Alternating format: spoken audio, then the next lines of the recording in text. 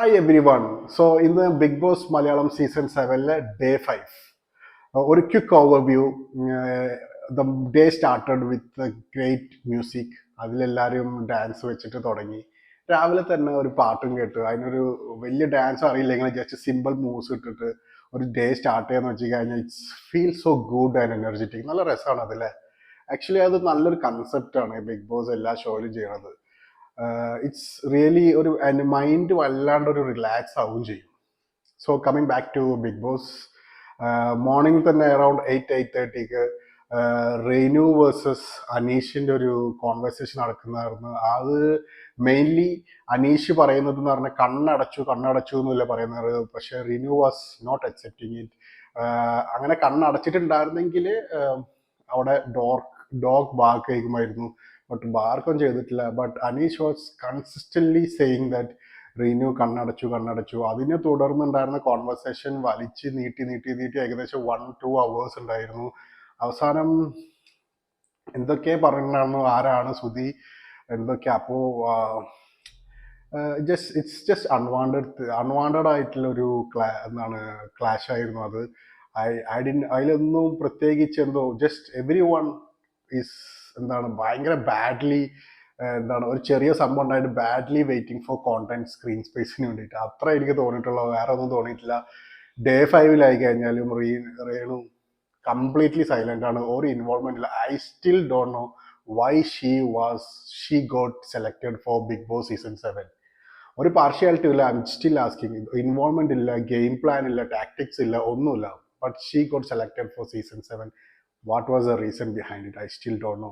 അറിയുന്നവർ എൻ്റെ കമൻറ്റ് ബോക്സിൽ കമൻറ്റ് ചെയ്യൂ. പിന്നെ നേരെ പോയത് പണിപ്പുര ടാസ്ക്കാണ്. പണിപ്പുര ടാസ്ക് ചെയ്യാൻ കൊടുത്തത് അക്ബറിനോടാണ്. അക്ബറിൽ 20 സെക്കൻഡിൽ മാക്സിമം സാധനങ്ങൾ എടുക്കാം. സോ ബേസിക്കലി മൂപ്പറാൾക്ക് പേഴ്സണലി ഇഷ്ടമുള്ള കാര്യങ്ങൾ മാത്രമേ ഉണ്ടാവുള്ളൂ. So nothing related to house. അപ്പോൾ മൂപ്പറാൾക്ക് ഇഷ്ടപ്പെട്ട ഫുഡ് അല്ലെങ്കിൽ ഡ്രസ്സ്.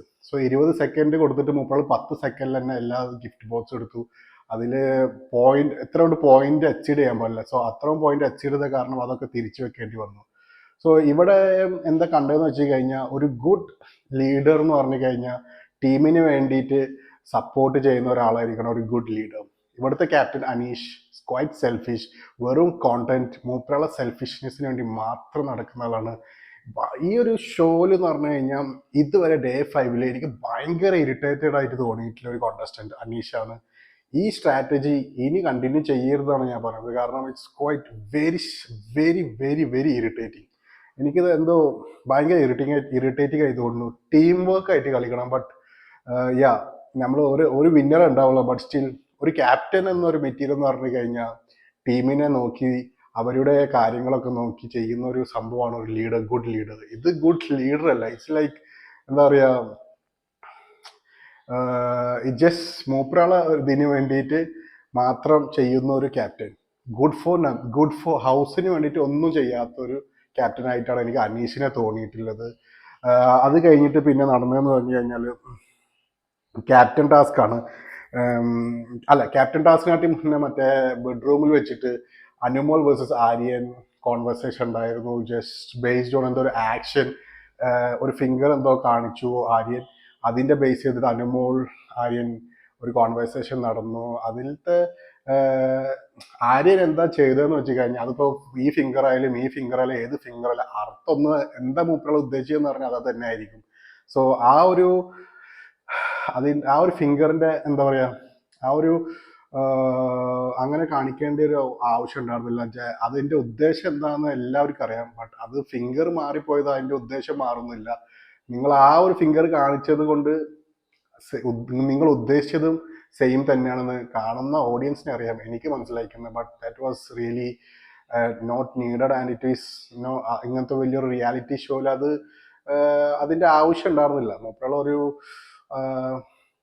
അതും വലിച്ചു നീട്ടി ഏകദേശം നല്ല ടൈം എടുത്തിരിക്കുന്നു. അത് കഴിഞ്ഞ് ക്യാപ്റ്റൻ ടാസ്ക് ആയിരുന്നു.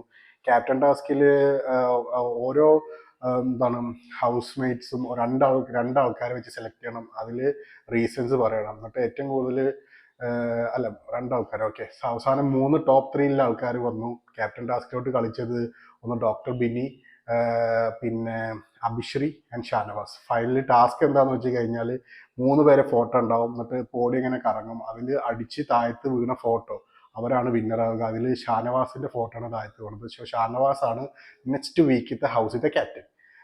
പിന്നെ ഉള്ളത് ജയിൽ ഇനോഗ്രേഷൻ ചെയ്തു. അനീഷാണ് ചെയ്തത്. ആദ്യത്തെ ജയിലിലോട്ട് നോമിനേഷൻ കിട്ടിയത്, ഏറ്റവും കൂടുതൽ വോട്ട് കിട്ടിയത് അനുമോൾ ആൻഡ് അപ്പാനി ശരത്. നിങ്ങളൊരു കാര്യം മനസ്സിലാക്കണം, അത് ബിഗ് ബോസ് റിയാലിറ്റി ഷോ ആണ്. നിങ്ങളിപ്പോൾ മറ്റേ അങ്കമാലി ഡയറീസ് കഴിഞ്ഞ് കാലം കുറേ. Just don't forget that. എന്തൊരു ഒരാവശ്യമല്ല, ചുമ്മാ കിടന്ന് ചൂടാവുന്നു ഫോർ നത്തിങ്. എന്താ പറയുക, ആർട്ടിസ്റ്റിന്റെ വില കാണിച്ചു തരും. Every profession has its own value. ആർട്ടിസ്റ്റിന് എന്താണ് കൊമ്പുണ്ടോ എന്നൊരു ചോദ്യം മാത്രമേ എനിക്കുള്ളൂ. ഡോക്ടർ ആയി കഴിഞ്ഞാലും എഞ്ചിനീയർ ആയി കഴിഞ്ഞാലും ആർട്ടിസ്റ്റ് ആയി കഴിഞ്ഞാലും ആർജി ആയി കഴിഞ്ഞാലും everything has its own value. ആർട്ടിസ്റ്റിന്റെ വില കാണിച്ചു തരും എന്ന് പറഞ്ഞിട്ട് മൂപ്പരാൾ എന്തോ വലിയ പൊക്കി നടക്കുന്നുണ്ട്. ആ ഹൗസിൽ നിങ്ങളെല്ലാവരും ഒരേപോലെയാണ്. നിങ്ങളെ profession doesn't matter. You all or ഈ എന്താണ് കോണ്ടസ്റ്റൻസ് ആണ്. അല്ലെങ്കിൽ നിങ്ങൾ ആർട്ടിസ്റ്റ് ആണോ, ഡോക്ടർ ആണോ, എഞ്ചിനീയർ ആണോ, ആരും നോക്കുന്നില്ല.